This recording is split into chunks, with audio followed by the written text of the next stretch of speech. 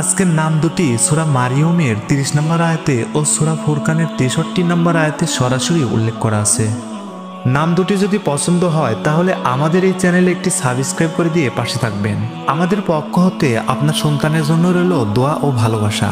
তাহলে চলুন দেখি সেই বরকতময় নামগুলো কি কি।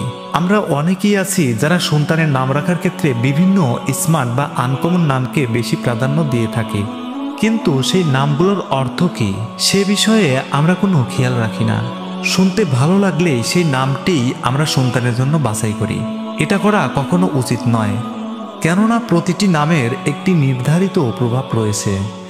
নামের প্রভাবেই একটি সন্তান বড় হয়ে বিড়ালের মতো অলস হয়ে ঘরে বসে থাকে, আবার নামের প্রভাবেই একটি সন্তান খালিদ বিন ওয়ালিদের মতো গর্জন করে ওঠে।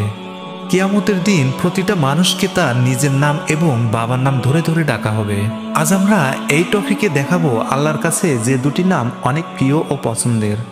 নাম দুটি শুনে অনেকেই হয়তোবা পছন্দ করতে পারে, আবার অনেকেই পুরাতন বা অন্যরকম ভাবতে পারে।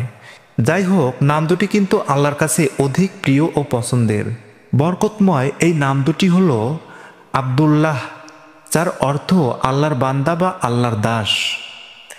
দ্বিতীয় নামটি হলো আব্দুর রহমান, যার অর্থ হলো দয়াময়ের দাস বা আল্লাহর দাস। রাসূল সাল্লাল্লাহু আলাইহি ওয়াসাল্লাম বলেন, আল্লাহর কাছে সবচেয়ে প্রিয় নাম হলো আব্দুল্লাহ ও আব্দুর রহমান। তাই আপনি আপনার পুত্র সন্তানের নাম আব্দুল্লাহ এবং আব্দুর রহমান যে কোনো একটি রাখতে পারেন।